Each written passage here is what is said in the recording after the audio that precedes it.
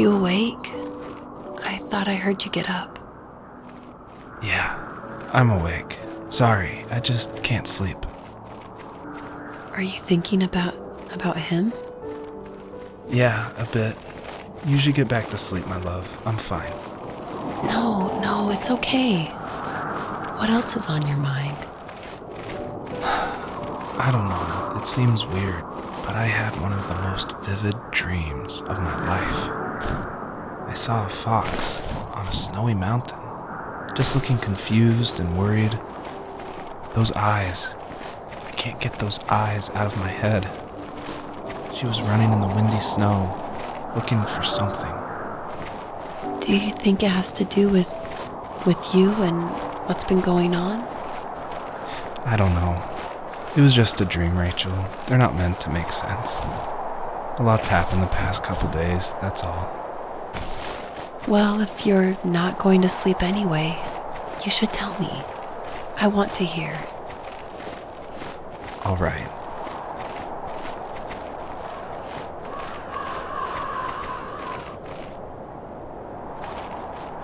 So, not far from her home, she followed that path to something unexpected.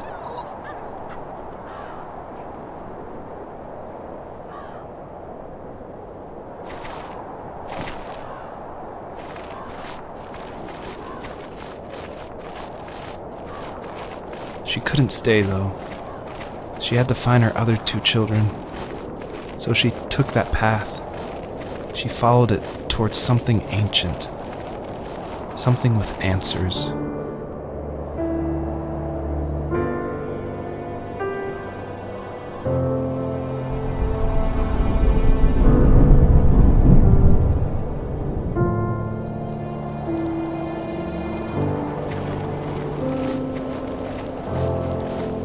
The fox looked high and low, searching for any sign of her cubs. Points of light showed the way to this ancient tree. It was as if each one had a story to tell, all their own. The land was trying to tell my story, too. I felt like I was right behind her the whole time.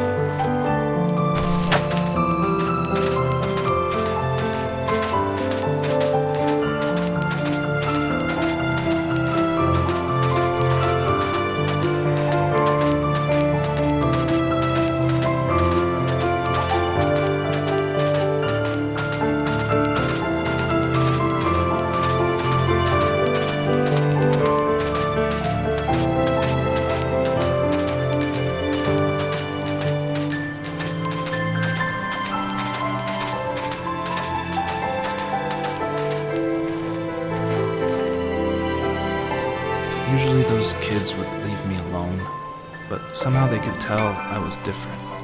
They made fun of how far away I lived. They called my dad a sourdough. I was a blabbermouth as a kid, telling my dad stories I made up for hours. But after that show and tell, I didn't tell him much anymore. He didn't know exactly what was wrong, but his best guess was that the toys he carved weren't cool enough. He carved me a tank and tried to tell me what it was like to be in a real tank as a serviceman. I didn't know your dad was in the military. Yeah, in the army. The sad thing is that I'd pretty much forgotten until just now. There's so much I still don't know about him. I'm sorry. He knows how much you love him. You're going to see him again soon and have some closure, I'm sure.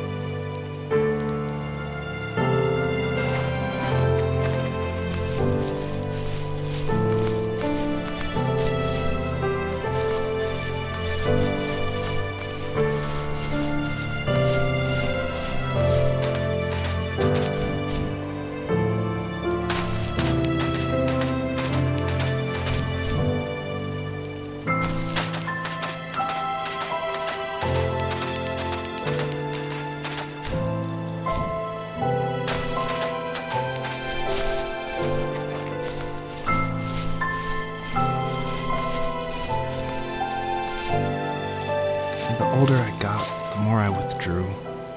I asked myself, why talk to anybody anyway? Why bother when I'm happy by myself? I started drawing a lot, mostly animals I saw in the woods by my home. I then imagined designing my own hideouts with things like TVs and pantries full of chips and cookies. I think that idea of leaving home and drawing blueprints started my career. I found a lot of solace in that. I'm not surprised, but I did the same thing, you know? There's something special about having a place to call your own. And now look at us. Well, if you count renting in an overpriced city. It's as close as we can get for now.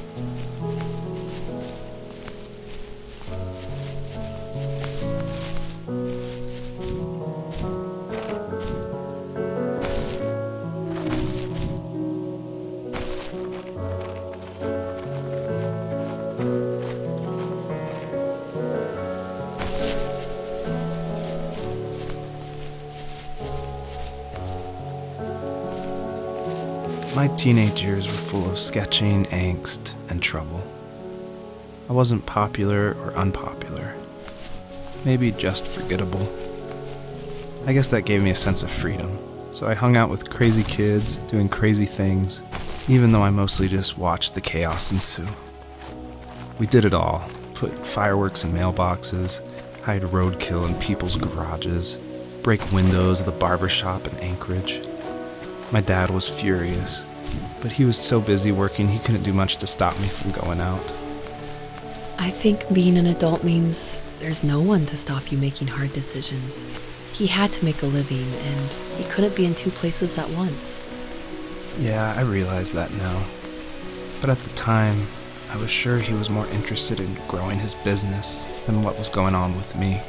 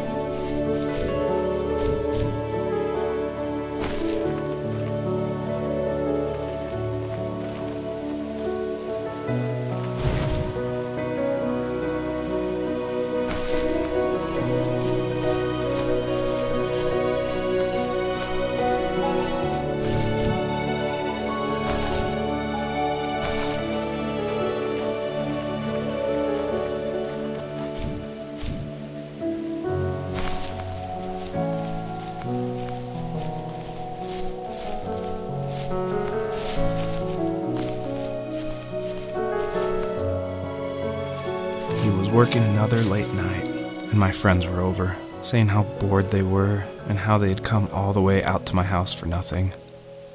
One of them mentioned how that old, ugly beyond belief truck was still in the garage, and how we should take it for a spin. I was only 15, so I kind of fought it for a while. The next thing I knew, we were careening around the mountain path, rocks spitting onto the sides of the cliff, while my dad's cringeworthy bluegrass blared out the speakers. I drove while my friends were in the back of that yellow and purple truck, throwing beer bottles and trash at anything remotely interesting. Felt like I was soaring in the air with borrowed wings. But all good things have endings. A cop outside of Eagle River pulled us over after he saw us in a bottle rocket into someone's yard. What followed was a long night of talking to disappointed adults and feeling smaller than ever.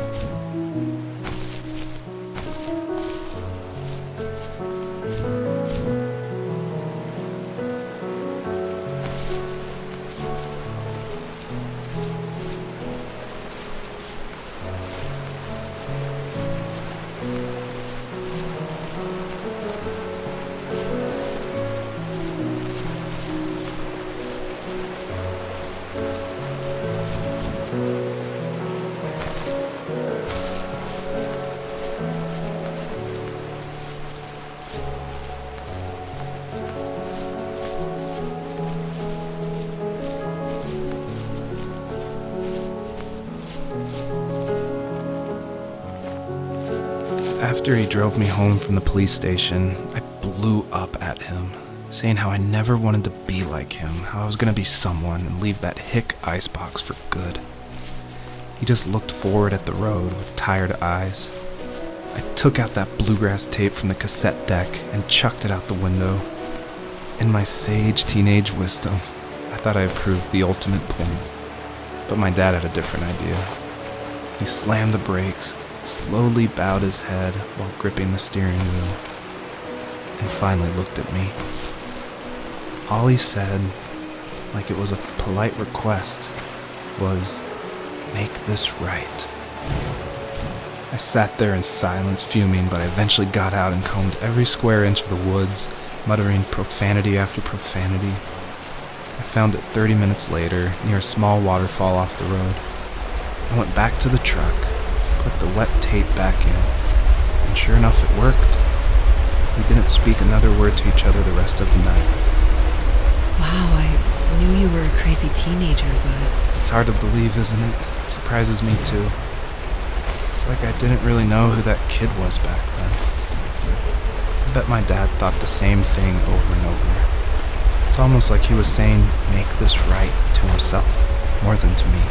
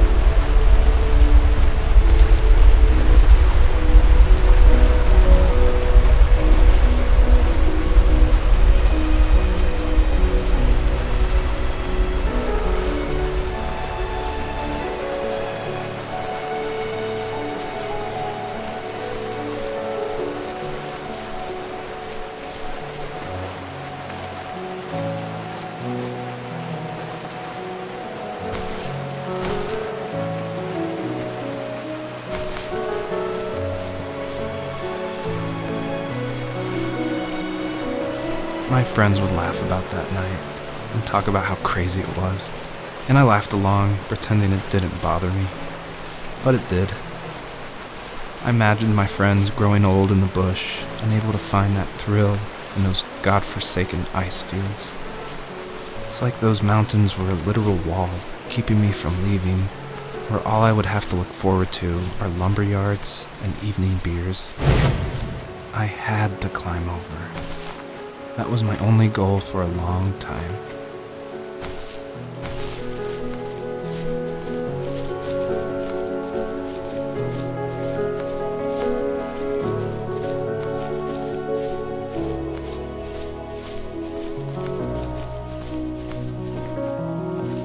If there was some way I could take my love of drawing and turn it into a way of escape, nothing would make me happier.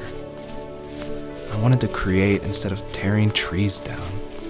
I wanted to move to the lower 48, not because I hated it there in Alaska, but I hated the idea of it. It's like all of that spite inside me had created this monster which followed me around my whole teenage years.